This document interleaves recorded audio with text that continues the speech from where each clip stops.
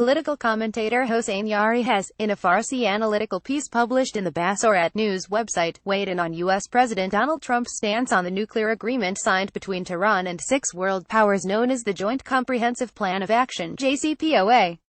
The following is the full text of the article. Key developments have unfolded regarding the JCPOA over the past few days. Each of these developments can trigger a new row over the agreement. The meeting of a joint committee tasked with reviewing the JCPOA, the agreement between the U.S. Congress and White House over fresh sanctions on Iran, the removal of U.S. Secretary of State Rex Tillerson from the team reviewing the JCPOA, and the like are all issues which should be simultaneously studied and analyzed at this juncture.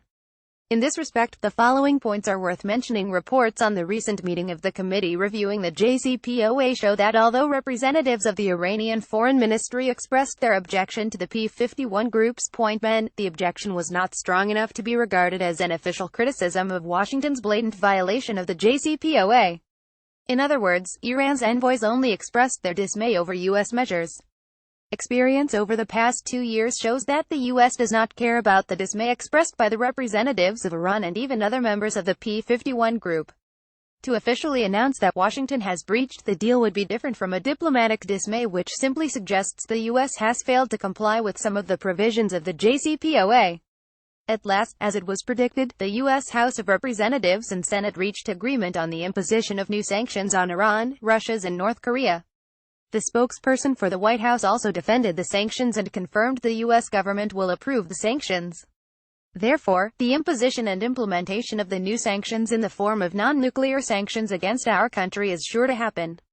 Although Trump claims the new bans have been slapped on Iran over non-nuclear issues and not over the JCPOA, it goes without saying that such a claim is not legally and logically acceptable. The imposition of the sanctions amounts to an attempt to disrupt the normalization of Iran's economic ties with other countries in the era following the conclusion of the JCPOA. In addition to the sanctions, the U.S. Treasury continues to make efforts to sabotage banking transactions between Iran and other countries, especially major banks. Such circumstances leave no doubt that the U.S. has contravened the JCPOA. Now it is time our country's Iran foreign policy and diplomacy apparatus, especially the domestic committee tasked with reviewing the JCPOA, announced Washington's flagrant violation of the agreement and opted to reciprocate the U.S. move. Of course, the necessary measures have been envisaged, but now it is time they were implemented. U.S. Secretary of State Rex Tillerson, who has recently corroborated Iran's compliance with the JCPOA, has been removed from the committee reviewing the JCPOA at the Trump administration. In other words, the U.S. president has removed the number one man in the U.S. diplomacy and foreign policy apparatus from the trend of reviewing the JCPOA. Some news sources, including the CNN, speak of Tillerson's possible resignation as Secretary of State in the near future. The news sources have mentioned Tillerson's differences with Trump over the JCPOA as one of the most important reasons behind his possible resignation.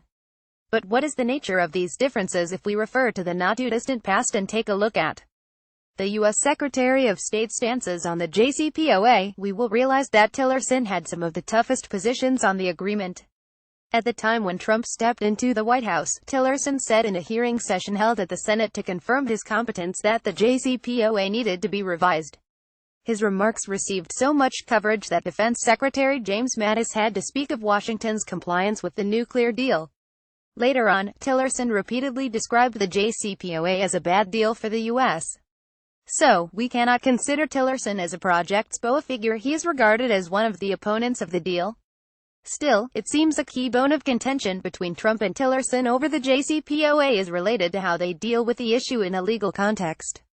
Trump seems to be in a hurry to scupper the JCPOA and, in this regard, has not calculated the legal mechanisms and political repercussions of such a move. Still, Tillerson, as Secretary of State, believes such a move should be taken step by step. Anyway, the dismissal of Tillerson shows Trump's extremist approach in countering the nuclear deal with Iran. Now there is no room for turning a blind eye to Washington's breach of the JCPOA. Our President and Foreign Minister, too, have confirmed that the U.S. has violated the spirit and letter of the JCPOA. At the moment, it is all the more necessary to give a tough and crushing response to the U.S. by virtue of the mechanisms envisaged in the JCPOA document and, more importantly, by virtue of two key documents: a statement by leader of the Islamic Revolution Ayatollah Sayyid Ali Khamenei after the JCPOA was ratified, and a statement by the Iranian parliament. In this equation, the potential of Russia, China and even some European countries should be tapped into. At this sensitive juncture, European countries also admit that the U.S. has breached the JCPOA. Hence, Federica Mogherini, who is in charge of the committee tasked with reviewing the JCPOA, as well as other European officials, has a tough task ahead. Now it's high time the European Troika clarified its straightforward position on the U.S. contravention of the JCPOA and stop blowing hot and cold on the issue. It is noteworthy that European countries have, so far, been unable to get a good mark in this respect. When the Iran Sanctions Act (ISA) was being renewed, European leaders knew that U.S. had pledged not to renew law, but they did not describe the move as an example of the Obama administration's violation of the JCPOA. Moreover, European countries have done nothing vis-a-vis the U.S. Treasury's repeated breaches of promises when it comes to the normalization of trade and banking relations with Iran. Now, at a time when European countries also admit that the U.S. has contravened the JCPOA, we should wait and see what their next move will be in confronting the White House. Tags Donald Trump and sanctions Iran's nuclear deal. JCPOA Basarat.ir Nuclear parties handicrafts Middle East.